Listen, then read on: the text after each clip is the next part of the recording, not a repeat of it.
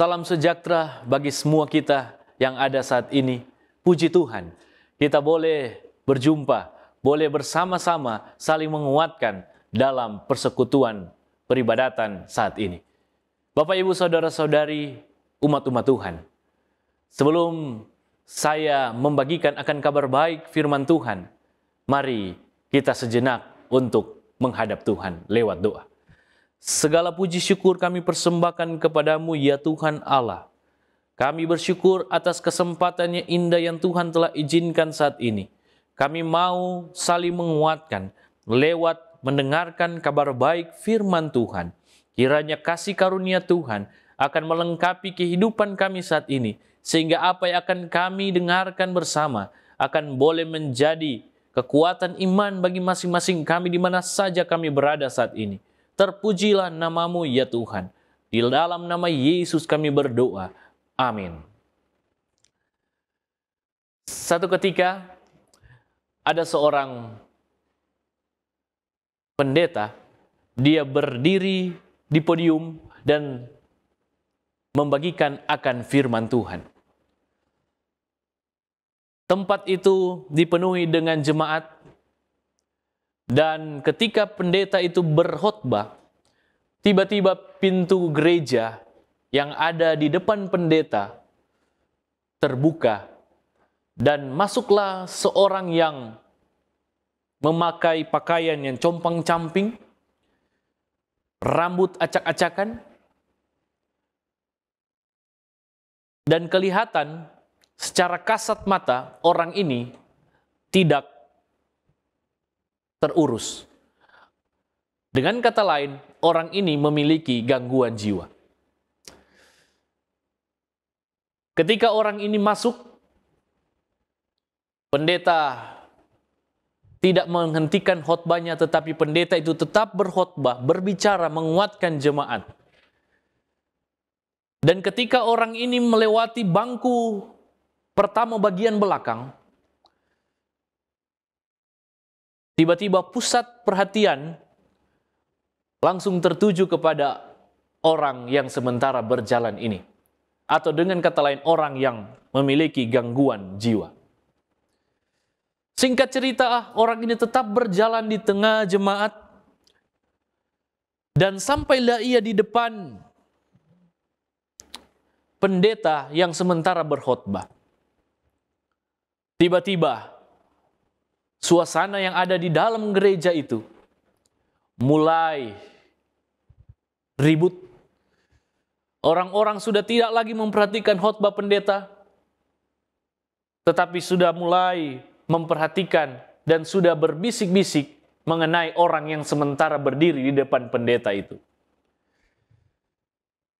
Bapak, Ibu, Saudara-saudari, yang menariknya di sini yaitu orang ini dia berdiri di depan pendeta, membelakangi akan jemaat, dan tiba-tiba ia duduk di lantai, dan ia menggenggam tangannya, lalu memperhatikan pendeta yang ada di atas mimbar, dan ia duduk diam. Pendeta terkejut melihat apa yang dilakukan oleh orang ini. Lalu pendeta melanjutkan khotbahnya. Bapak, Ibu, Saudara-saudari, hal yang luar biasa terjadi hari ini. Kita menyaksikan akan saudara sahabat kita yang ada di depan kita saat ini. Lihatlah dia, perhatikanlah dia, tanpa mengganggu dia. Apa yang saudara perhatikan, apa yang saudara lihat dalam fisik orang ini? Ya, benar. Apa yang saudara lihat dan apa yang saudara pikirkan sama dengan saya pikirkan dan lihat saat ini. Orang ini, dia betul sudah tidak mengetahui siapa dirinya. Dengan kata lain, dia lupa siapa dirinya. Dia sudah tidak memperbaiki akan pakaiannya. Dia sudah tidak memperbaiki akan rambutnya. Dengan kata lain, penampilannya dia sudah tidak perhatikan. Tetapi satu hal yang perlu kita pelajari dari orang ini hari ini, yaitu Walaupun dia lupa siapa dirinya, tapi dia tidak lupa siapa Tuhannya. Haleluya, saudara-saudari, puji Tuhan.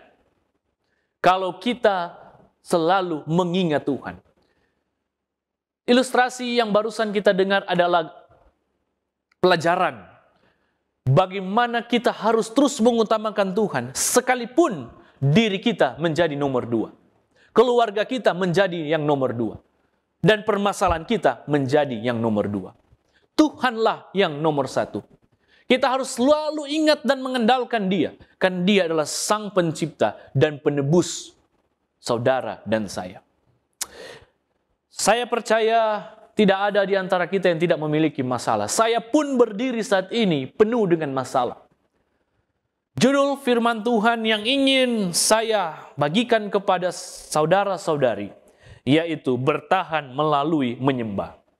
Apa artinya? Artinya, semua manusia memiliki masalah. Tetapi tidak semua manusia bisa bertahan menghadapi masalah-masalah itu. Judul ini menarik, saudara-saudari. Bertahan melalui menyembah. Apa maksudnya, pendeta?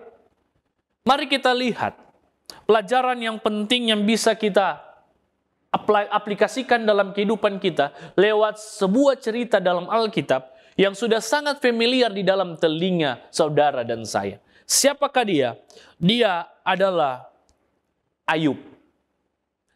Ayub sudah tidak perlu kita ceritakan secara detail, tetapi saya percaya saudara-saudari sudah tahu bagaimana cerita Ayub. Kita tahu bersama Ayub ini mengalami begitu banyak masalah. Bahkan masalah yang ia alami sungguh sangat berat secara manusia biasa. Dalam Ayub pasal 1 dikatakan bahwa Ayub ini adalah laki-laki yang saleh, jujur, dan takut akan Tuhan, serta menjauhi kejahatan. Bahkan dia diberkati dari segala segi. Tapi kita tahu bersama cerita ini. Ketika Tuhan mengizinkan setan mencobai Ayub, setan benar-benar mencobai dia dengan api yang sangat panas. Api yang sangat panas itu adalah gambaran masalah yang sangat besar yang Ayub derita, yang Ayub alami. Bahkan saking panasnya api itu, Ayub mengalami akan hal-hal yang di luar nalar manusia. Pertama, ia kehilangan akan harta miliknya yang begitu banyak. Orang yang paling kaya di tanah Uz kehilangan harta seketika. Selanjutnya ia kehilangan akan anak-anak yang dia cintai, saudara-saudari. Hanya sekejap mata. Bahkan bukan hanya sampai di situ. Kita tahu bersama, Ayub juga dia kehilangan akan kesehatannya. Bahkan dia kehilangan akan teman-teman baiknya. Dan dia kehilangan akan nama baiknya. Dan yang terakhir, saudara-saudari, Ayub kehilangan akan support atau semangat dari seorang istri. Luar biasa seorang Ayub. Ayub hebat. Bapak, Ibu, saudara-saudari, saya percaya kita semua memiliki masalah. Dan saya percaya doa kita sama. Tuhan kiranya memberikan solusi dan jalan keluar dalam setiap masalah yang saya miliki saat ini. Katakan amin jikalau saudara ingin dijawab doa saudara. Tuhan akan mendengar dan menjawabnya. Jikalau kita melakukan akan 3 hal yang Ayub lakukan di saat dia mengalami masalah. Bertahan melalui menyembah. Yang pertama yang Ayub lakukan, jawabannya ada dalam Ayub pasal 1 ayatnya yang ke-21. 3 hal yang Ayub buat dalam menghadapi akan masalahnya di dalam Ayub 1 ayatnya yang ke-21. Saya bagi dalam 3 bagian, sekaligus 3 cara yang Ayub buat dalam ayatnya yang ke-21 ini. Hanya 1 ayat saudara-saudari, tetapi ini adalah kunci bagaimana Ayub bisa bertahan. Di dalam ayatnya yang ke-21 dia katakan, dengan telanjang aku keluar dari kandungan ibuku, dengan telanjang juga aku akan pergi. Bapak, Ibu, saudara-saudari, kita lihat di dalam perkataan seorang Ayub. Dia katakan, dengan telanjang aku keluar dari kandungan ibuku, dengan telanjang juga aku akan pergi atau kembali ke dalamnya. Poin yang pertama yaitu Ayub menerima ketidakberdayaannya dan mengakui bahwa dia tidak memiliki klaim atas apapun dalam kehidupannya. Yang pertama, Ayub menerima ketidakberdayaannya dan mengakui bahwa dia tidak memiliki klaim atas apapun juga dalam kehidupannya. Luar biasa Ayub ini, saudara. Dia mengalami begitu banyak masalah yang besar, tetapi dia masih bisa berkata, dengan telanjang aku keluar dari kandungan ibuku, dengan telanjang juga aku akan kembali. Artinya, dia memasrahkan semuanya. Dia tidak mengungkit-ungkit apa yang dia telah buat.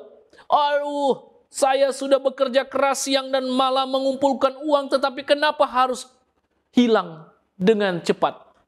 Dia tidak seperti itu, saudara-saudari.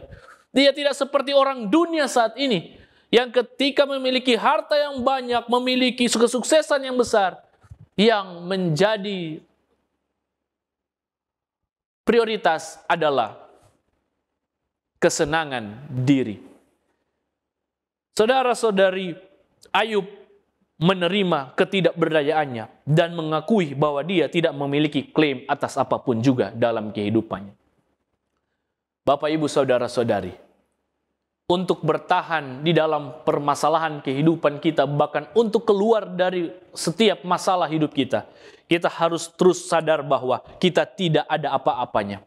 Kita nothing, saudara-saudari, karena Tuhan yang memberi semuanya.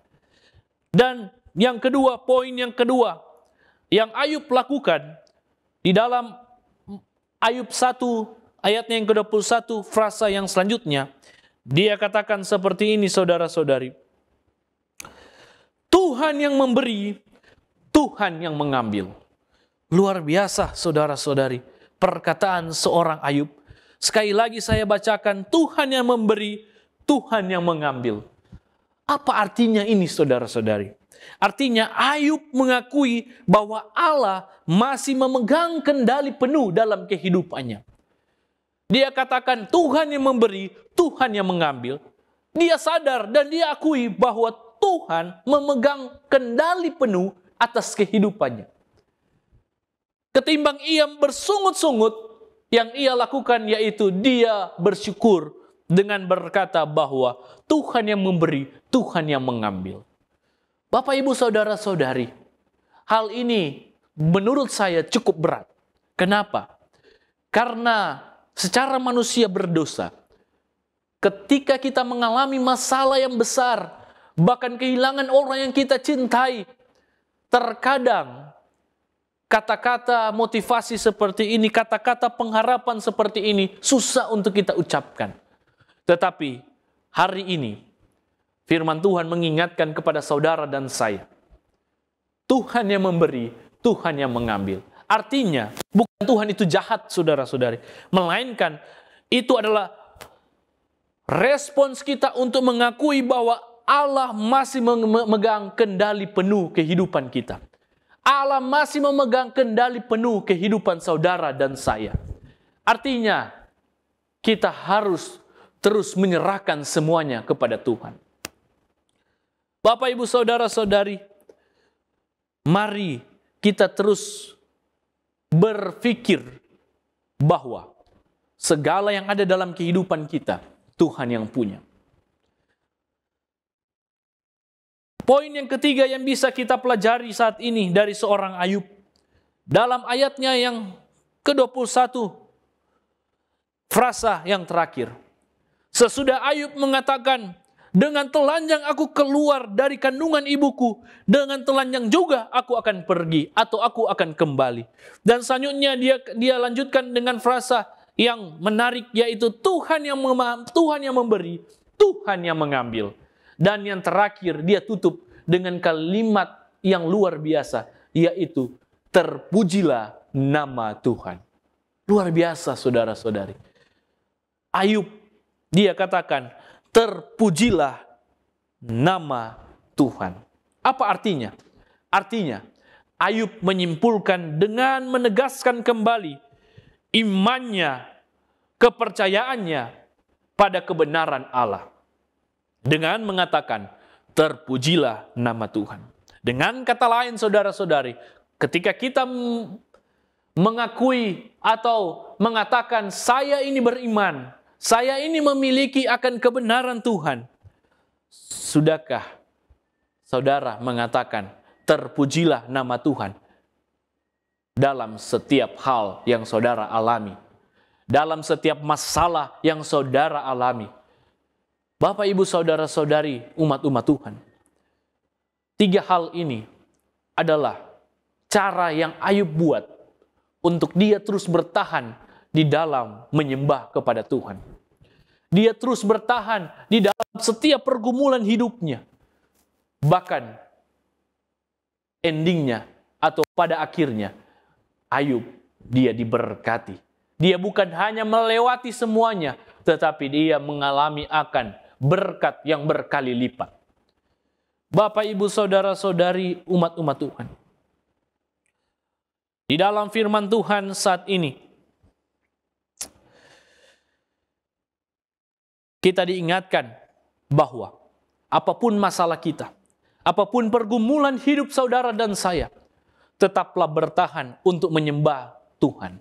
Tetaplah bertahan untuk setia kepada Tuhan. Karena Tuhan yang dapat memberikan solusi dan jalan keluar dalam kehidupan saudara dan saya. Ini semua pilihan saudara.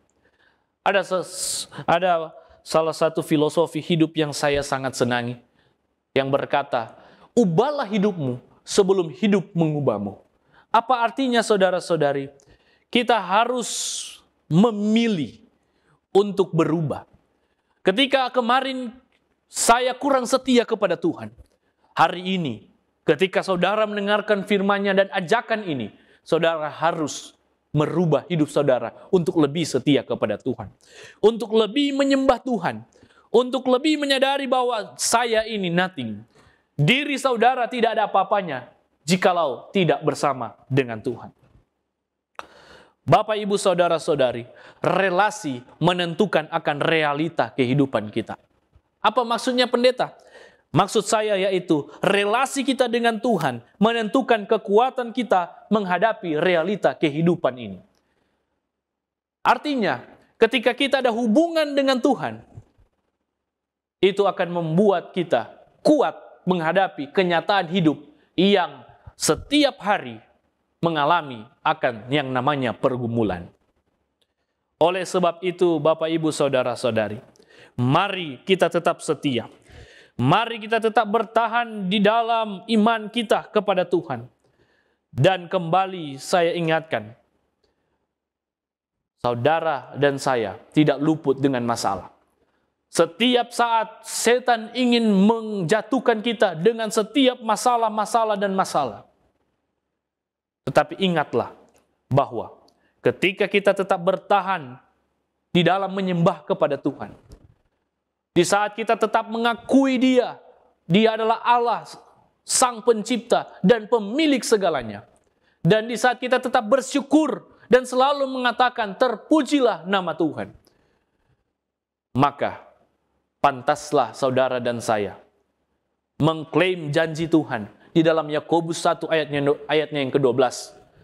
Berbahagialah orang yang bertahan dalam pencobaan, sebab apabila ia sudah tahan uji, ia akan menerima mahkota kehidupan yang dijanjikan Allah kepada barang siapa yang mengasihi Dia. Haleluya, saudara-saudari.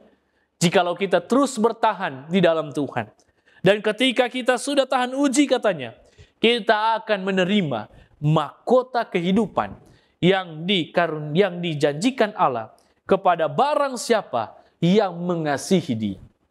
Mari kita mengasihi Tuhan dengan menyembah Dia setiap saat, dengan mengandalkan Dia setiap saat, dan dengan setia mengikuti apa yang Tuhan katakan setiap saat. Adalah doa harapan yang kita aminkan bersama dalam nama Yesus. Amin. Mari kita satu di dalam doa. Kita berdoa. Tuhan Bapa yang baik, Allah kekal, Allah yang pengasih dan penyayang. Terima kasih kesempatan ini kami boleh saling menguatkan satu dengan yang lain. Firman Tuhan yang sangat baik mengingatkan dan mengajak kami semua untuk kami tetap setia menyembah Tuhan di dalam setiap pergumulan kehidupan kami, di dalam setiap dinamika kehidupan kami di atas dunia ini. Kami ingin terus menyembah dan setia kepada Tuhan. Itulah sebabnya ya Bapa, saat ini tolonglah kami Tuhan, agar kami akan terus tetap menjadi umat-umat Tuhan yang setia. Apapun yang kami alami, kami akan terus mengatakan, terpujilah nama Tuhan. Terima kasih Engkau akan menolong kami semua. Di mana saja kami berada saat ini, Tuhan berkati kami, berikan berkat jasmani dan rohani bagi kami. Terpujilah nama-Mu ya Tuhan. Dan lindungi peliharakanlah kami bersama keluarga kami. Biarlah kiranya kami akan terus hidup bersyukur dengan apa yang Tuhan berikan. Dan kami akan terus hidup setia kepada Tuhan. Bapa di sorga, berkati anak-anak kami, berkati mereka dalam pendidikan, dalam pergaulan, bahkan dalam pekerjaan mereka. Tuhan berikan yang terbaik. Mereka boleh hidup sukses dan berhasil di dalam Tuhan. Dan mereka akan terus hidup menjadi anak-anak Tuhan. Bapa di sorga, berkati usaha pekerjaan kami, berkati setiap perencanaan kehidupan kami. Kami mau pasrahkan semuanya di dalam tangan Tuhan. Biarlah kiranya semua jadi seturut dengan kehendak Tuhan. Sekalipun kami memiliki pergumulan, memiliki masalah, memiliki tantangan hidup, kami mau menyerahkan semuanya dengan berharap ada solusi jalan keluar yang Tuhan akan berikan dalam kehidupan kami. Dan sekalipun semuanya itu terasa berat, kami akan terus berkata, terpujilah nama Tuhan. Terima kasih Engkau sungguh baik ya Tuhan. Dan pada akhirnya Bapa, tambahkanlah iman percaya kami. Dan selamatkanlah kami jika Engkau datang kali kedua. Adalah doa harapan yang kami mau bawa hanya di dalam nama Yesus, Tuhan dan penebus dosa kami. Haleluya. Amin.